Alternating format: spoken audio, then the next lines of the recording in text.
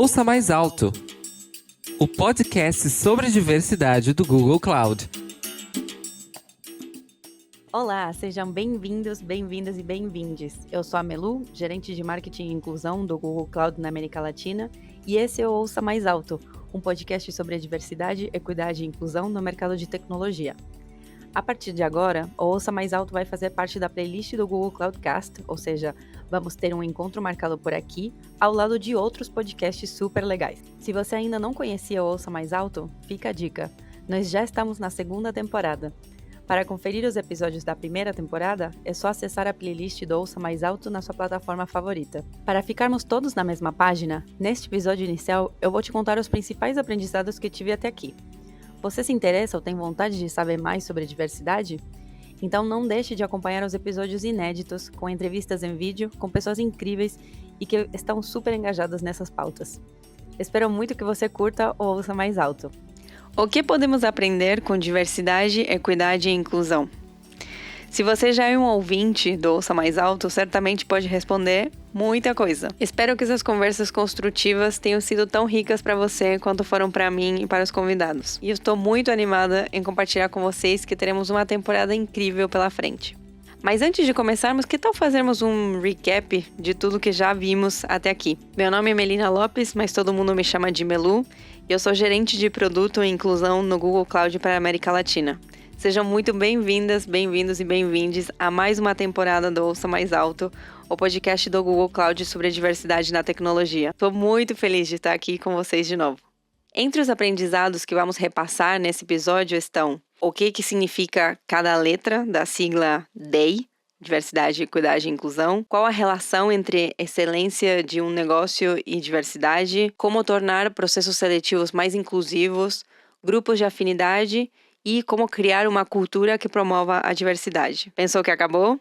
Não. Ainda falaremos sobre a importância de retenção de talentos historicamente marginalizados, a inclusão no ambiente digital, como a educação antirracista pode transformar as empresas e a relação entre mulheres negras e tecnologia. Ufa, são muitos aprendizados importantes para relembrarmos. Então, vamos começar. Em primeiro lugar, do que falamos quando falamos sobre diversidade, equidade e inclusão, ou DEI? É um engano pensarmos que a sigla se refere apenas à diversidade. Na prática, também falamos sobre equidade e inclusão, que têm significados bem distintos. Para entendermos do que se trata cada um dos temas, Flávia Garcia, Head de DEI na América Latina e Canadá no Google, trouxe definições sucintas para cada uma no nosso primeiro episódio do Ouça Mais Alto. Se diversidade é sobre a representação de diferentes grupos marginalizados em um ambiente, a inclusão se trata de uma mudança estrutural na forma como as pessoas se integram e prosperam nesse ambiente. Já quando falamos de equidade, estamos falando de dar a mesma chance de sucesso para todos, independente das ferramentas e trajetórias que eles dispõem ao seu favor. Vamos ouvir a Flávia. A gente costuma falar essas 3 letras juntas, mas na verdade cada uma delas tem um significado bem importante. Tem uma frase bem famosa no nosso meio, que é da Verne Meyers, que ela trabalha com inclusão na Netflix, que ela fala que diversidade é ser convidado para a festa e inclusão é ser chamado para dançar, né? E o que ela quer dizer com essa frase é que diversidade é tudo que a gente consegue medir. Então, imagina que a gente estaria num escritório, eu poderia passar pelos corredores e ir medindo, quantas mulheres nós temos, quantos homens, quantas pessoas não binárias.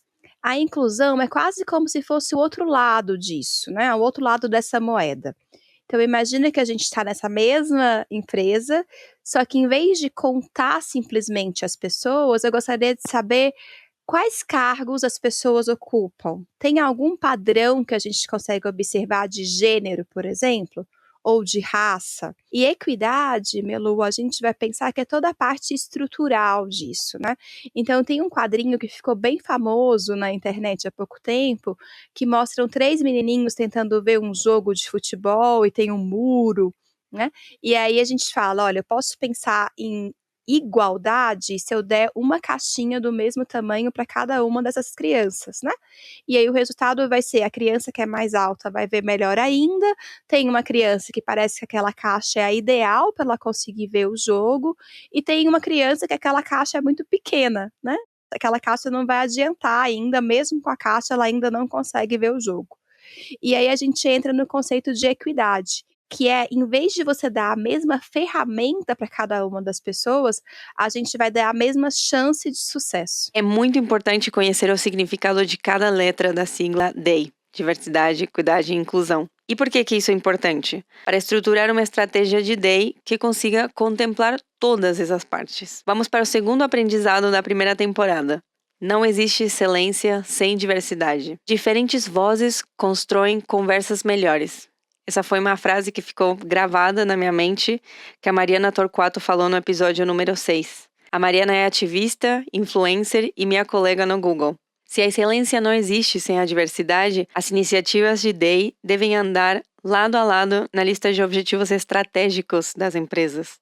A equidade deve ser vista como um desafio de negócios. Mariana exemplifica que, por conta do capacitismo, que é a ideia de que pessoas com deficiência ou PCDs são menos capazes do que pessoas sem deficiência, as PCDs seguem não sendo vistas como potências que também precisam de investimentos para se desenvolverem profissionalmente.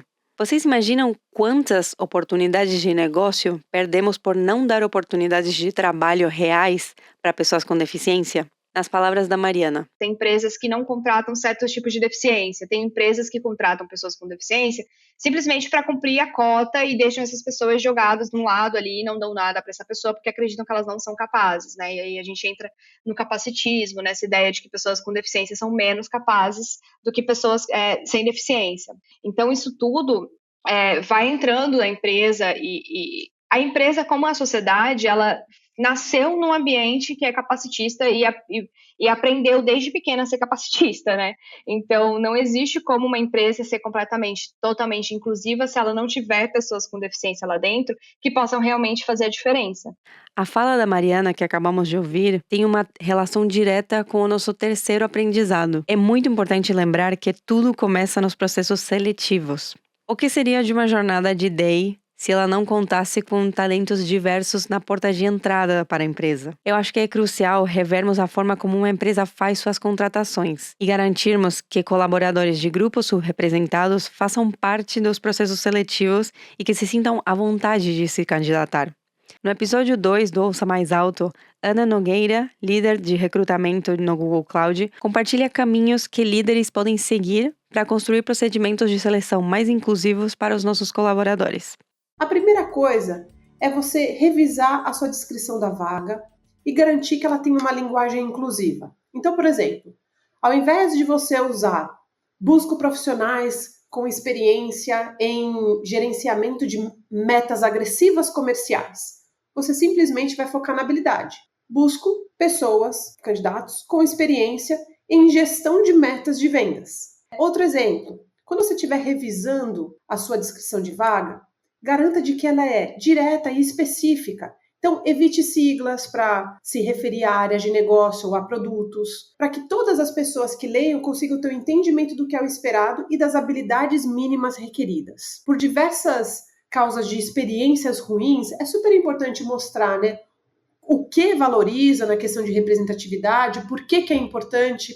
Por exemplo, fotos de funcionários. É super legal você conseguir tirar foto do que é a sua força de trabalho. Tem um exemplo que eu gosto de comentar, que no passado nós tivemos um candidato negro que ele compartilhou no processo de entrevistas que ele olhava o site do Google fazia 2 anos e ele nunca aplicou. E um dia ele abriu a foto do site de carreiras do Google do Brasil e viu a foto de uma mulher negra. E nesse momento ele se sentiu empoderado de aplicar. Ele aplicou e inclusive essa pessoa acabou sendo contratada e foi quando ela compartilhou essa experiência conosco. Incríveis as dicas da Ana. Confesso que o episódio número 2 foi um dos meus favoritos da primeira temporada. Lá deixamos vários conselhos para deixar os processos de seleção mais inclusivos. Não percam esse episódio, de verdade. Quarto aprendizado. A gente aprendeu também que protagonismo deve ser reservado aos grupos subrepresentados. E o que eu quero dizer com isso? Quando trazemos os grupos que historicamente estiveram nas margens para o centro da discussão, quando trazemos as pessoas que vivem os problemas no dia a dia, conseguimos impactar positivamente o seu senso de pertencimento na empresa. Então, sempre que alguma atitude for tomada em relação a esses grupos, precisamos ouvir eles antes. E quem não faz parte de grupos subrepresentados também precisa estar ciente de que tem um papel a desempenhar no processo, que é o de aliado. A Flávia falou muito bem sobre isso. Então, a gente tem muitos treinamentos também de como a gente faz, né, com um grupo que é super representado, né, como esse grupo pode realmente se tornar aliado e ouvir aquelas vozes e perceber o que está acontecendo e muitas vezes levantar aquelas vozes também, né, sempre deixando o protagonismo do grupo subrepresentado com o grupo, mas como os grupos aliados também são uma parte super importante dessa jornada, né, Melu? E já que estamos falando sobre formar grupos e alianças, o quinto aprendizado é que devemos aproximar as pessoas que têm pontos em comum. O episódio 5 do Ouça Mais Alto é inteiramente dedicado aos grupos de afinidade dentro das empresas. Para quem não sabe, os grupos de afinidade são essas comunidades internas que as empresas têm, onde as pessoas de grupos subrepresentados podem ficar em comunidade. No Google no Brasil, por exemplo, temos a Disability Alliance para pessoas com deficiência, Women at Google para mulheres, Afro Googlers para pessoas negras, Pride para a comunidade LGBTQIA+, Asian Googler Network para pessoas asiáticas e por aí vai. Estes grupos existem porque para pessoas que estão subrepresentadas nos seus times e organizações, é essencial ter esse lugar de acolhimento, onde possam interagir com pares e com aliados. Eu adicionaria usar o máximo possível que você conseguir, né, de dados para começar as discussões, que são as discussões entre o seu grupo, e você ouvir as pessoas que fazem parte, essas pessoas que estão fazendo parte do grupo com afinidade, seja elas porque se identificam como seu grupo ou como aliadas, mas escutar essas pessoas para definir essa pauta, que vai ser a sua pauta, e definir objetivos, principalmente definir objetivos, para que não vire um grupo que é um grupo que acaba somente discutindo teorias e discutindo cenários, que são cenários às vezes muito que existem na vida real, mas a gente não passa efetivamente para uma ação. Então, é muito importante que as discussões aconteçam num nível teórico, mas que, dentro da possibilidade de cada grupo, que vocês consigam pensar em estruturar ações também de como levar essas discussões para o mundo real e ajudar na transformação que a gente precisa. Essa pluralidade de ideias, que surge em ambientes dedicados a conversas sobre a vivência de pessoas de grupos subrepresentados, beneficia a empresa como um todo. Aliás, esse é o nosso sexto aprendizado. A diversidade gera melhores estratégias coletivas e resultados. Isso quer dizer que, se incluímos grupos subrepresentados no processo de tomada de decisões, conseguimos alcançar novas perspectivas por conta das suas experiências e repertórios individuais. Como discutimos com a Flávia Garcia no episódio 3 do Ouça Mais Alto, fazer com que pessoas de grupos subrepresentados façam parte do processo de elaboração do planejamento estratégico é uma forma de motivar uma cultura corporativa diversa e inclusiva. Isso porque uma decisão pode impactar diversos grupos de formas diferentes, e o ideal é que ela seja inclusiva desde o começo. Ter uma mesa diversa, né, com vozes que possam trazer experiências diversas, necessidades diversas, vai ter mais valor. Então, essa mesa onde estão tomadas as decisões de liderança, que muitas vezes são decisões muito estratégicas da empresa, ou de qualquer organização, né? Estou falando de empresa aqui, mas a gente poderia pensar em política, a gente poderia pensar em ONGs, a gente poderia pensar em organizações civis, né? Ter um ambiente em que todas as vozes possam ser ouvidas, as experiências possam ser ouvidas, independente do nível hierárquico, é tão importante quanto, né? E a gente consegue também perceber que várias decisões vão ser tomadas se aquelas pessoas, né, daquele grupo puderem influenciar as grandes políticas da empresa. Então, se a gente, por exemplo, acabamos de falar de futuro do trabalho, né? Se a gente fosse tomar uma decisão baseada num grupo dominante, talvez para um grupo dominante que, né, hoje em dia é muito masculino, né, tem uma classe social específica, tem uma raça específica, tá no escritório significa uma coisa, né? Mas talvez para um grupo que seja muito, né, distante dessa norma de dominância, tá no escritório pode significar outra coisa. Essa fala da Flávia nos traz ao nosso sétimo aprendizado. É possível expandir sua cultura com diversidade. Dentro do tema de cultura, 2 conceitos interessantes são o de cultural add e cultural fit. Neles, nós diferenciamos quanto um indivíduo tem a adicionar à cultura da empresa, o que é o Cultural Add, do quanto ele já cabe no ambiente organizacional construído, que é o Cultural Fit. Distinguir estes dois conceitos pode nos trazer um novo olhar aos processos seletivos e à escolha dos candidatos. Flávia Garcia, no episódio número 2, conta que esses conceitos se contrapõem. Falou muito do Next Step, que é muito do lado do candidato, né? Como a gente revê os critérios do candidato, mas a gente também tem revisto internamente os nossos processos. Uma coisa muito bacana que o Google tem feito, e a gente já treinou mais de 10 mil Googlers globalmente sobre isso, é sobre o conceito de Cultural Add versus Cultural Fit. O conceito de Cultural Add, ele se contrapõe ao Cultural Fit. Então, no Cultural Add, a gente está buscando pessoas que possam adicionar à nossa cultura. Que então, a gente está buscando conceitos, né, pessoas, experiências que realmente consigam se diferenciar do grupo que a gente tem. Então, é muito nesse conceito de adicionar. Que é uma maneira muito diferente, né, de pensar em processos de contratação. Eu não estou olhando para aquele candidato pensando, ele se adaptaria bem aqui? Tipo, qual fator daquela experiência daquele candidato vai adicionar para a nossa cultura? O nosso aprendizado seguinte é sobre a retenção dos talentos diversos na empresa, dando um passo à frente em sua contratação. E do que falamos quando falamos de retenção de colaboradores? Em primeiro lugar, podemos pensar a retenção como estratégia. Queremos dizer, os esforços direcionados em manter os talentos de grupos subrepresentados de forma que possam se desenvolver na nossa organização plenamente. Isso aí a gente vê como uma medida estratégica. Por outro lado, podemos pensar a retenção como um resultado de uma estratégia sólida de diversidade, equidade e inclusão. Retenção é uma das métricas mais importantes dentro do mundo de DEI, porque aponta a taxa de rotatividade dos colaboradores dentro de uma empresa. A gente falou disso com a Flávia Garcia no episódio número 4. A primeira métrica, né, por isso que a métrica de retenção é tão importante, né? Essa medida que a gente está vendo, a taxa de rotatividade ser diferente de acordo com a intersecção de raça e gênero, já é uma indicação para a gente de que tem alguma coisa na experiência desses grupos que aumenta a chance desse grupo sair. Então, acho que o primeiro pedaço muito importante é entender quais são esses sinais que podem estar indicando alguma coisa mais profunda. É quase como a gente estivesse entendendo a taxa de saída, a rotatividade, como um sintoma, né, do que está acontecendo na cultura dessa organização.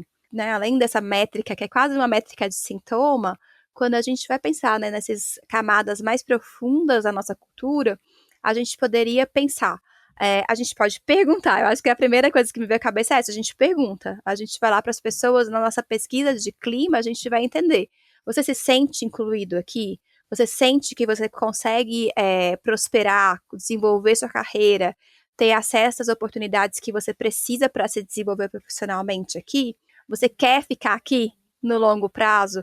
São perguntas muito tradicionais de pesquisas de clima, acho que não é nada muito diferente do que a gente perguntaria numa pesquisa de clima, mas acho que os maiores insights vão vir quando a gente conseguir dividir esses resultados por raça e por gênero, por qualquer outra intersecção que a gente estiver pesquisando na nossa organização.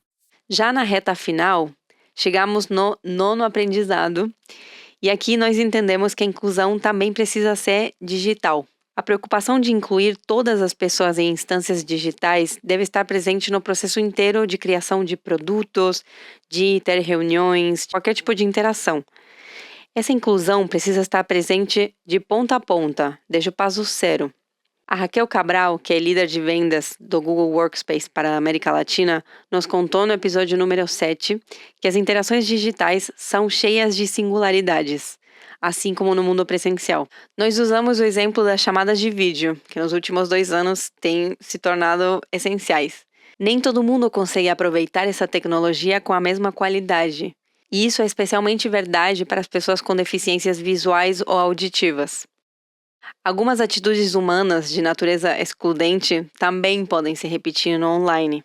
Então, o que podemos fazer? A Raquel nos aponta um caminho.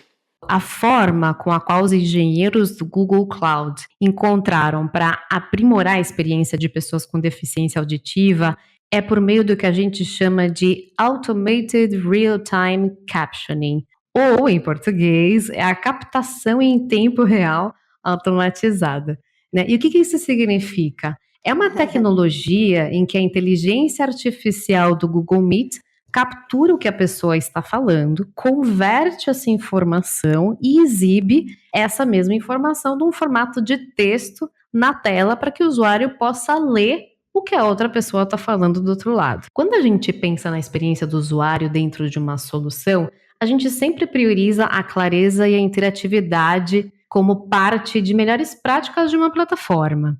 E no fim das contas, a gente continua falando sobre acessibilidade. Mesmo que as pessoas sem deficiência consigam ou não aproveitar os benefícios dessas técnicas. E entram aí aspectos como definir o tamanho adequado para os botões, né? A disposição que os botões têm na interface de uma reunião e até mesmo a cor desses botões.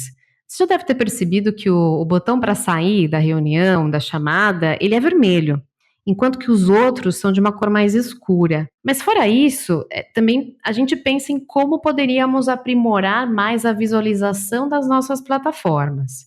E apesar de a gente já ter avançado muito, né, com relação a interfaces intuitivas, ainda não é suficiente para as pessoas com visão reduzida, né?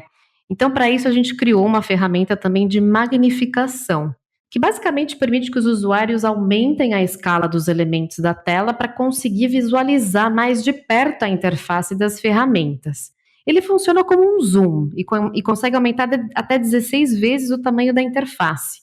E conforme você, né, magnifica as coisas, os elementos da arquitetura da página, os botões, os menus, tudo vai se ajustando proporcionalmente. Fora isso, você pode contar com a ajuda de alguns atalhos para realizar ações na chamada, né? E isso facilita muito. Por exemplo, para mutar o microfone no computador Windows, é só apertar a tecla de Ctrl e a letra D na sequência. No computador Mac, o atalho é o mesmo, você só precisa trocar a tecla Ctrl pelo Command, mas é bem simples. Mas a gente quis disponibilizar também mais ferramentas para facilitar o uso de pessoas com mobilidade reduzida nas mãos. Eu posso citar 2 deles para você. O primeiro é o recurso Voice Typing, que é a captura do que você está falando no microfone e converte para texto. Você pode basicamente só ditar o texto que você quer escrever e a ferramenta transforma aquilo num texto. Ou para quem não tem realmente mobilidade de uma das mãos, só pegar o telefone e falar, né? Que a gente transcreve o texto. E um ponto que torna esse recurso também mais interessante é você pode instruir a ferramenta a onde colocar uma pontuação, por exemplo, né? E até dar o comando para ela de quando apagar algum dos trechos. As ferramentas do Google Workspace possuem suporte para leitores de tela. Esses são softwares que ditam para você o que está acontecendo na sua tela. Então, vamos supor que você esteja compartilhando uma apresentação do Google Slides na sua reunião. O seu leitor de tela vai informar sempre que você trocar de slide, por exemplo. No Google Cloud Next, que aconteceu agora em outubro, nós apresentamos uma ferramenta chamada Light Enhancement, que é o realce de luz, né? E com essa ferramenta, a inteligência artificial analisa a imagem e automaticamente detecta pontos onde a iluminação está mais escura, por exemplo. Então, o software aumenta o brilho da tela para aumentar a visibilidade da imagem.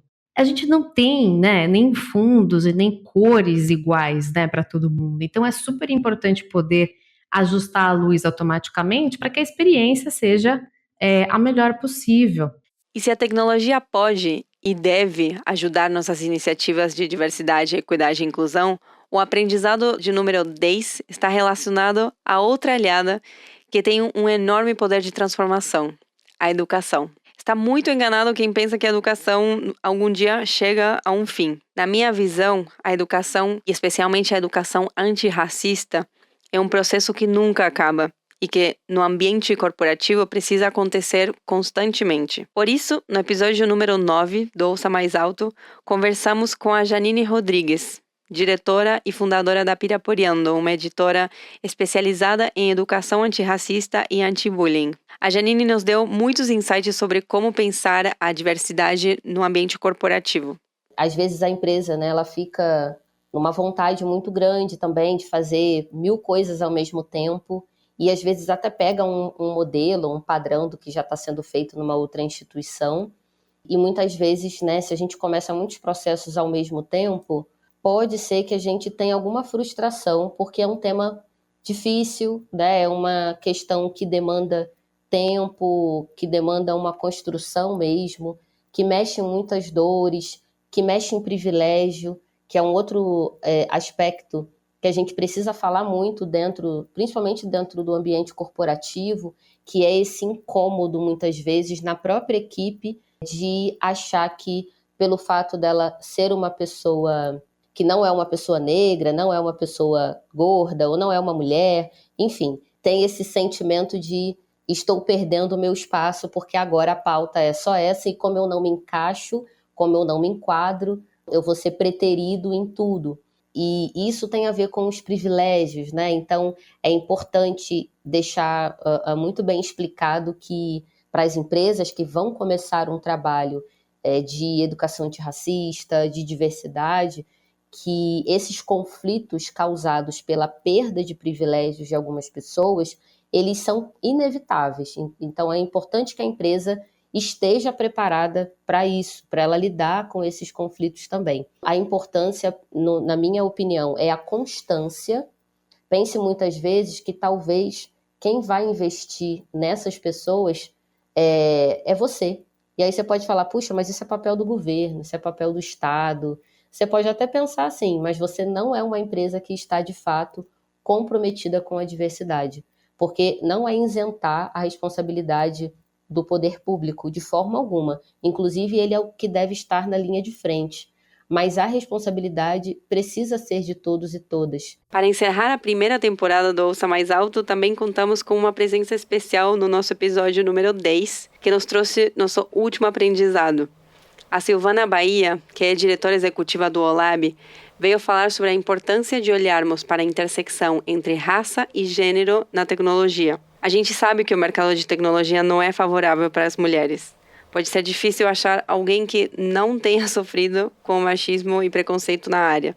Esses desafios conseguem ser ainda maiores com as mulheres negras, que ainda precisam conviver com o racismo estrutural. No episódio, Silvana listou algumas ações que empresas podem adotar para se tornarem um vetor de mudanças e ajudar a melhorar este cenário. E principalmente na questão racial, né, que é onde é a nossa maior expertise, né, no OLAB, e essas empresas, em geral, chegam muito querendo contratar pessoas negras e falam, gente, aqui, Sil, me ajuda, porque percebi que quase não tem mulher na empresa, e pessoas negras menos ainda. E aí, eu acho que tem um desafio que a dor é a mesma, mas a forma de fazer é muito diferente, né? Então, tem empresa que opta por um letramento racial, né, que pra gente é o ideal, assim, para que a gente possa criar ambientes, né, da porta para dentro, que sejam mais acolhedores. Tem empresas que optam também por investir, por exemplo, em educação, para esse tipo de público, pensando até numa coisa mais futura, que é de olhar para... Hoje, se o mercado hoje não consegue ter pessoas suficientes para preencher as vagas que estão disponíveis, e aí quando eu falo de pessoas suficientes, eu estou falando de pessoas... nem homem branco hoje, né, tem suficiente para preencher as vagas que o mercado demanda. E mulheres negras menos ainda. Então, tem um desafio aí que é de como que o mercado colabora também com a formação dessas mulheres. Então, também tem empresa que tem um olhar que é mais para isso. Vamos criar um programa aqui, porque a gente entende que esses profissionais muitas vezes não chegam com todas as skills, né, necessárias para estar aqui, né, para ocupar determinados espaços. Então, tem muitas formas de fazer, né? Mas eu acho que a principal delas está nessa coisa de investir numa mudança de cultura sobre diversidade e criar políticas e ações que, de fato, possam transformar aí um pouco a realidade que hoje a gente sabe do mercado, que é muito, muito baixa em relação à diversidade, né? Principalmente quando a gente olha para esse mundo da tecnologia. Deu para perceber que a gente cobriu muitos temas, né? Conversamos bastante e aprendemos muita coisa no último ano. E agora a ideia é que isso continue. Na segunda temporada do Ouça Mais Alto, vamos nos aprofundar nos temas que já tínhamos discutido, mas também lançar um novo olhar para alguns assuntos que são importantíssimos na hora de garantir um mercado de tecnologia com mais equidade. E toda essa jornada fica mais gostosa com você, ouvinte. Então não esqueça de nos seguir, compartilhar com sua rede e, claro, aumentar bem o volume dessas vozes que não têm sido representadas na tecnologia. Vamos trazê-las das margens para o centro. Ouça mais alto essas vozes. Sejam bem-vindos à nossa segunda temporada.